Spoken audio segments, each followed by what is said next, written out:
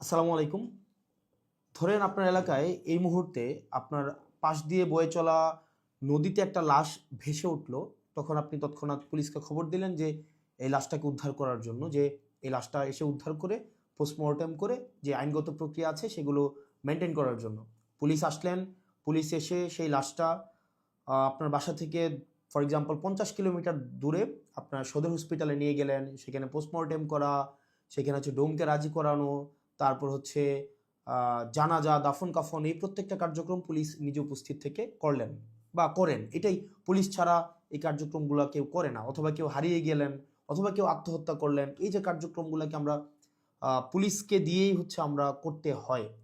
এখন কয়েকটা প্রশ্ন এখানে। আপনার বাসা থেকে বা নদীর পাড় থেকে লাশটা জেলা সদরে নিয়ে যাওয়ার জন্য যে খরচটা হয়েছে, অ্যাম্বুলেন্স ম্যানেজ করা, ডোম ম্যানেজ করা, হসপিটালের যে খরচ, এই খরচটা আসলে কে দেয়? এই খরচটা দেয় হচ্ছে সেখানে নিয়োজিত যিনি দায়িত্বপ্রাপ্ত এসআই, কনস্টেবল বা যিনি যান, পুলিশের যে সদস্য যান, তাকেই কিন্তু এই খরচটা বহন করতে হয়। যেই ১০-১৫ হাজার টাকা খরচ হয়, তাকে এই খরচটা বহন করতে হয়। যদিও সরকারি নিয়ম আছে যে এই খরচটা ফেরত দেওয়া হয়, কিন্তু যেই টাকা খরচ হয় আর যেই টাকা ফেরত দেওয়া হয়, ফর এক্সাম্পল ১০,০০০ টাকা যদি খরচ হয়, সেখানে ফেরত দেওয়া হয় ৫০০, ৮০০, ১,০০০, ২,০০০ টাকা। তো সেটা দেখা যায় খরচ হওয়ার তুলনায় প্রাপ্তির যেই ব্যবধান, সেটা দৃশ্যমান অনেক বেশি ব্যবধান। তো এই পুরা খরচটা কিন্তু পুলিশকেই বহন করতে হয়। দ্বিতীয়ত হচ্ছে, আপনি যদি আপনার এলাকার থানাগুলাতে যান, থানাগুলাতে গিয়ে যদি দেখেন যে আপনার এলাকার এসআই, কনস্টেবল বা আপনার যারা সেবা দিয়ে থাকেন যে পুলিশগুলা কোন ধরনের পরিবেশে থাকেন, আপনি বিশ্বাস করেন, যদি আপনি ওই পরিবেশটা দেখেন, আমরা ইউনিভার্সিটিতে যেভাবে গণরুমে ছিলাম, এক রুমে গাদাগাদি করে অনেকজন, ফ্লোরিং করা, শুধুমাত্র তোষকটা থাকতো, উপরে ফ্যান নাই, যথাযথ পয় নিষ্কাশন ব্যবস্থা নাই, তারপরে হচ্ছে ভেন্টিলেশন সিস্টেম নাই। একটা মানবীয় জীবন বলতে যেটা বোঝায়, আপনার থানাগুলোতে পুলিশরা সেই ধরনের পরিবেশে থাকে। এখন একটা পুলিশ আপনার ডিউটি করে এসে রাতে যদি এই ধরনের একটা পরিবেশে ঘুমায়, আমরা কি তার কাছ থেকে প্রত্যাশিত সেবা আমরা কিভাবে এক্সপেক্ট করব? মানে এটা এটা একটা মানবীয় জীবন থানাগুলাতে আসলে পুলিশের জন্য ব্যবস্থা করা হয়েছে। এত বছরেও পুলিশ এই সেবাগুলোতে, এই মৌল মানবিক পুলিশের যেই বেসিক যে সেবাগুলা, সেগুলো এখনো পর্যন্ত কিন্তু সংস্কার করা হয়নি। তৃতীয়ত, সবচেয়ে গুরুত্বপূর্ণ এবং তৃতীয়ত যেই অসুবিধাটি আমি থানাতে দেখলাম এই কয়েক মাসে, সেটা হচ্ছে আপনার থানা থেকে একটা অপরাধ কার্যক্রম সংগঠিত হয়, ফর এক্সাম্পল ১৫ কিলোমিটার, ২০ কিলোমিটার দূরে। একদিনে অনেকগুলো অপরাধ কার্যক্রম সংগঠিত একটা থানায় হতে পারে। পারিবারিক কলহ, মাদকের সমস্যা, ছিনতাই, ডাকাতি, চুরি, একাধিক সমস্যা সেখানে ঘটতে পারে। এখন প্রশ্ন হচ্ছে, একটা থানায় যদি আমার ১৬-১৭টা ইউনিয়ন, ২০টা ইউনিয়ন, কোনো জায়গায় তারও বেশি ইউনিয়ন, প্রত্যেকটা জায়গায় যদি কোনো ধরনের অপরাধ কার্যক্রম সংঘটিত হয়, ধরি ১০টা জায়গায় সংঘটিত হইলো বা ৫টা জায়গায় সংঘটিত হইলো, আমার এই ৫টা জায়গায় কিন্তু তাৎক্ষণিক রেসপন্স করতে হয়। এখন তাৎক্ষণিক যদি আমরা রেসপন্স করতে চাই, সেই জায়গাগুলোতে পৌঁছাইতে অবশ্যই আমাদের গাড়ির প্রয়োজন। মানে গাড়ি ছাড়া পায়ে হেঁটে তো নিশ্চয়ই এই ধরনের কার্যক্রমগুলোতে কখনোই পুলিশ তড়িৎ কোনো সিদ্ধান্ত বা তড়িৎ কোনো অ্যাকশন নিতে পারে না। কিন্তু আপনি যদি থানাগুলো যান, দেখবেন কোনো থানায় ১০টা গাড়ির প্রয়োজন, ৬টা গাড়ির প্রয়োজন, সেখানে থানাকে দেওয়া হয়েছে ১টা গাড়ি, ২টা গাড়ি। এখন পুলিশ তো আর বাসায় বসে থাকে না। আপনি কল দিলেন যে এখানে ঝামেলা হয়েছে, মানুষ মারা গিয়েছে, চুরি হয়েছে, খুন হয়েছে, পুলিশ কিন্তু আসতে হয়। তাহলে পুলিশ কিভাবে আসে? পুলিশ দেখা যায় একটা ভ্যান ভাড়া করে, একটা অটো ভাড়া করে, অথবা দেখা যায় একটা লেগুনা ভাড়া করে, সেইটা করে কিন্তু তাকে যেতে হয়। ওই যে ভাড়ার টাকাটা, এই ভাড়ার টাকাটাও কিন্তু পুলিশের পকেট থেকে দিতে হয়। দ্বিতীয়ত, এই যে ভাড়া করে যাওয়া আসা, তার যেই সময় নষ্ট হয়, ক্ষেত্রে দেখা যায় যারা অপরাধ সংঘটিত করে, তারা কিন্তু ইতিমধ্যেই সে জায়গা থেকে চলে যায় এবং আমরা সেবা বঞ্চিত হই। সেজন্য আপনি যদি পুলিশকে যুগোপযোগী করতে চান, পুলিশকে যদি আপনি হচ্ছে তার সেবা তাৎক্ষণিক জনগণের কাছে পৌঁছাইতে চান, অবশ্যই তার ট্রান্সপোর্টেশন ব্যবস্থাটা অবশ্যই যথাযথভাবে করতে হবে। আপনি পুলিশকে ট্রান্সপোর্টেশনের গাড়ি দিবেন না। গাড়ি বলতে এখানে একটা পুলিশকে একটা গাড়ি, এটা বোঝানো হয় নাই। একটা কাভার্ড ভ্যান দেন, একটা ১০টা পুলিশ একসাথে মুভ করতে পারে। তারপর হচ্ছে একটা থানায় যদি আপনি ৫টা ৬টা গাড়ি দেন, তাহলে সেক্ষেত্রে কিন্তু ওই এলাকার অপরাধ কার্যক্রম অবশ্যই অবশ্যই দৃশ্যমান কমে আসবে, কারণ পুলিশ ইমিডিয়েট রেসপন্স করতে পারবে। কারণ পুলিশ যদি ইমিডিয়েট রেসপন্স করতে না পারে, অপরাধ সংঘটিত হয়ে যাওয়ার পরে যদি রেসপন্স করতে হয়, সেক্ষেত্রে দেখা যায় দিন শেষে অপরাধী কিন্তু পালিয়ে যায়। সেজন্য পুলিশের দক্ষতা, পুলিশের সেবা যদি আপনি জনগণের দ্বারগোড়া পৌঁছাতে চান, অবশ্যই অবশ্যই আপনার ট্রান্সপোর্টেশনের ব্যবস্থা উন্নতি করতে হবে। এখন আমাদের বর্তমান বিদ্যমান যে পুলিশ ব্যবস্থা রয়েছে, এই পুলিশ ব্যবস্থার থানাগুলোতে, আমি থানাগুলোর কথা বলবো, থানাগুলোতে তাদের অ্যাকোমোডেশন সমস্যা, তাদের বাসা, তাদের থাকার জায়গা নাই ঠিকঠাকভাবে, গণরুমের মতো তাদেরকে থাকতে হয়, এবং তাদেরকে যে বেতন দেওয়া হয়, এই বেতন দিয়ে যে একটা স্বাভাবিক জীবনযাপন করবে, সেটা কোনোভাবেই সম্ভব না। দ্বিতীয়ত হচ্ছে আপনি তাকে ট্রান্সপোর্টেশনের ব্যবস্থা করছেন না যথাযথভাবে। আপনি তাকে হচ্ছে দেখা যাচ্ছে যে আপনি তাকে ঢাল তরোয়ার ছাড়া, ট্রান্সপোর্টেশন ছাড়া আপনি অপরাধী ধরতে পাঠাচ্ছেন, টহল দিতে পাঠাচ্ছেন। সেক্ষেত্রে কিন্তু তাকে ট্রান্সপোর্টেশন ম্যানেজ করা এবং সেখানে যে ভাড়া মেটানো, সেটাও কিন্তু তার পকেট থেকেই করতে হয়। সরকার যে অ্যালটমেন্টটা দেয়, সরকার যে বরাদ্দ দেয়, সেটা খুবই খুবই প্রয়োজনের তুলনায় অপ্রতুল। তৃতীয়ত হচ্ছে আপনি পুলিশে একটা হচ্ছে, আমি অনেকগুলো অফিসারের সাথে কথা বলেছি, রিটায়ার্ড অফিসার, চাকরিরত অফিসার, তাদের সাথে কথা বলেছি। পুলিশে ম্যানেজ করে নাও একটা কালচার আছে, ম্যানেজ করে নাও একটা কালচার। ফর এক্সাম্পল, আপনি কনস্টেবলকে পাঠাইলেন কোনো একটা জায়গায় আসামি ধরার জন্য, সেখানে 5,000 টাকা খরচ হবে যে আসামিটা ধরতে, ট্রান্সপোর্টেশন কস্ট বা তদন্ত এই জায়গাগুলোতে। তখন কনস্টেবল তার মানে ঊর্ধ্বতন কর্মকর্তাকে উনি বললেন যে স্যার টাকা কোথায় পাবো? তখন বলে ম্যানেজ করে নাও।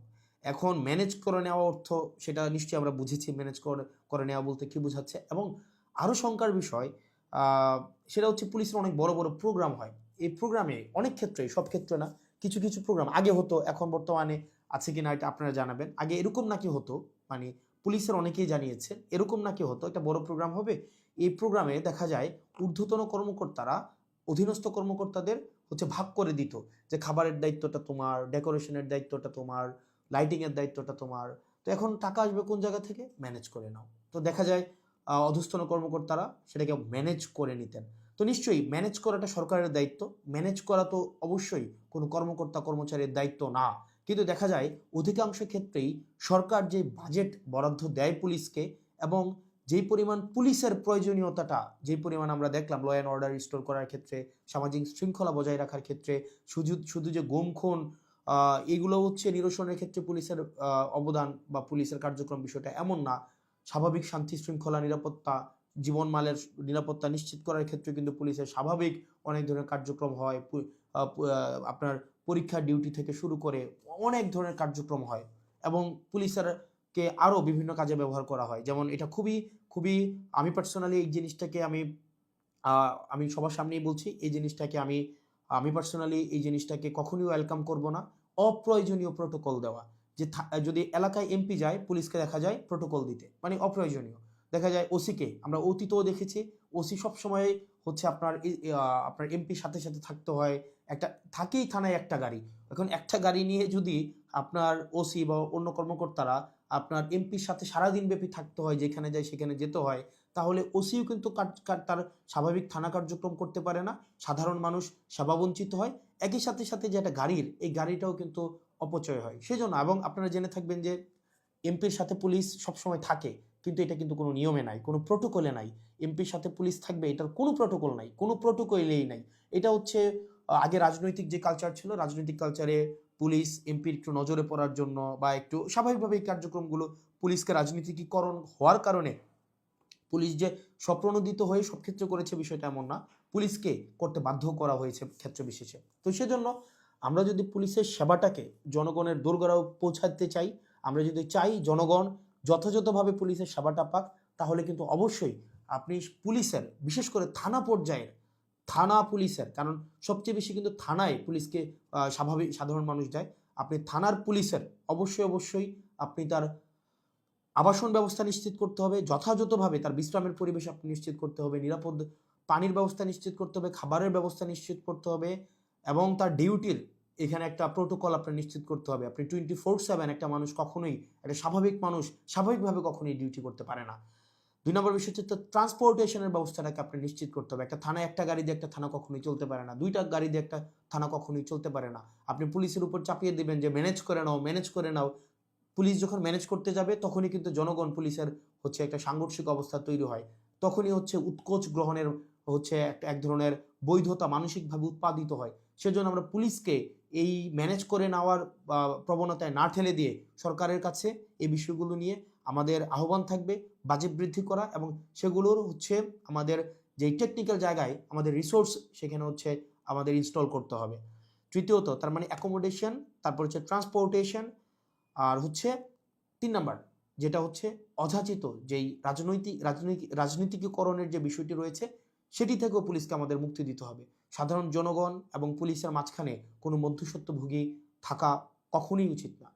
তো আমরা পুলিশের কখনোই, আমরা শুরু থেকে আপনি যদি যান আমার টাইমলাইনে এখনও আছে যে অগাস্ট থেকে 2024-এর অগাস্ট থেকে পুলিশের যেই টেকনিক্যাল হচ্ছে রিসোর্স ইনস্টল করা, তাদেরকে সেটাকে এনরিচ করা, পুলিশকে জনমুখী করা, রাজনৈতিক প্রভাবে বলের বাহিরে নিয়ে যাওয়া, তাদের আবাসন, স্বাস্থ্য, চিকিৎসা সেগুলো যেন যথাযথ হয় সেটি নিশ্চিত করা, তার পেশাদারি যেই ব্যয় হয় সেই পেশাদারি ব্যয় যেন সরকারি খাত থেকে হয়, তাকে যেন সেটির জন্য ম্যানেজ করা কালচারে না যেতে হয়, সেটির জন্য কিন্তু আমরা গুরুত্ব দিচ্ছি। সেজন্য আমরা সংসদে এই বিষয়গুলো নিয়ে কথা বলবো যদি আল্লাহ সুযোগ করে দেয়, এবং যেহেতু সুযোগ করে দিয়েছে একই সাথে সাথে সরকারের কাছে বা মানুষের কাছেও যে এই যে পুলিশের, আমরা যে তৃণমূলের পুলিশের যে জটিলতাগুলো সেগুলো আমার কাছে মনে হয়েছে সবার জানা উচিত, যেহেতু থানাগুলোকে আমরা এখন খুব ক্লোজলি দেখছি, সেজন্য সবাইকে জানানো। আর পুলিশের প্রতি আমাদের সবসময় সংবেদনশীলতা রয়েছে, এবং আমরা চাই পুলিশ জনগণের হয়ে উঠুক, কোনো রাজনৈতিক দলের না, পুলিশ হয়ে উঠুক সবার।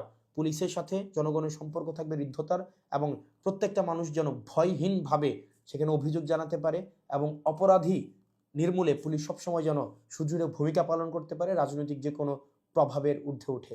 পুলিশের আবাসন সমস্যা, ট্রান্সপোর্টেশন সমস্যা, পুলিশের বাজেট বৃদ্ধি এবং পুলিশের ম্যানেজ করে নেওয়া কালচার থেকে পুলিশকে অবশ্যই মুক্তি দিতে হবে। আসসালামু আলাইকুম রহমতুল্লাহি ওয়া বারাকাতুহু।